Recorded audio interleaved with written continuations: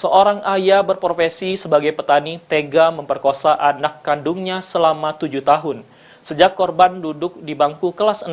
Atas kejadian tersebut, korban melapor ke Polres Muara Enim dan tersangka akhirnya ditangkap polisi.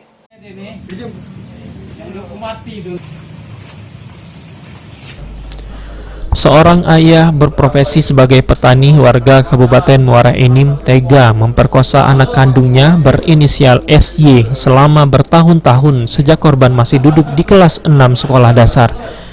Atas perbuatannya, SY diamankan polisi tanpa perlawanan di kediamannya. Dari pemeriksaan yang dilakukan dalam melancarkan aksinya, tersangka mengancam akan memukul korban jika korban melawan dan menceritakan aksinya ke orang lain. Kejadian ini berlangsung lebih kurang hampir 7 tahun. Dari hasil pemeriksaan terhadap korban, rata-rata dalam seminggu itu korban bisa digauli sampai 2 kali. Tidak digauli kalau korban ini masih haid, ya. Hamil tidak pernah hamil, karena dari hasil pemeriksaan kemarin itu selalu dia pakai kondom, pakai kontrasepsi. Jadi salah satu faktornya juga dari hasil pemeriksaan, terkadang si anak ini diajak nonton, ya, nonton film bokep, dan pernah juga dikirimi video bokep. Tersangka SY sendiri nekat melakukan aksinya terhadap korban yang tidak lain anak kandungnya karena tergoda dan nafsu saat melihat kemolekan tubuh korban.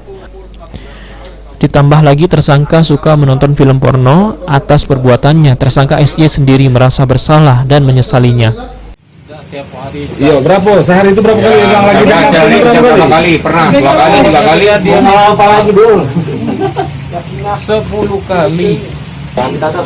Yang kecil itu waktu dia masih SD cuma sekali itulah pertama. Dia dewasa ini yang jumlahnya dijadikan 10 kali.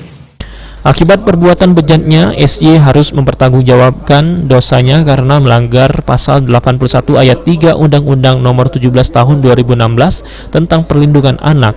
Tersangka bisa diancam hukuman 15 tahun penjara karena perbuatan bejatnya dilakukan terhadap darah dagingnya sendiri akan ditambah 1/3 dari hukuman yang ditentukan.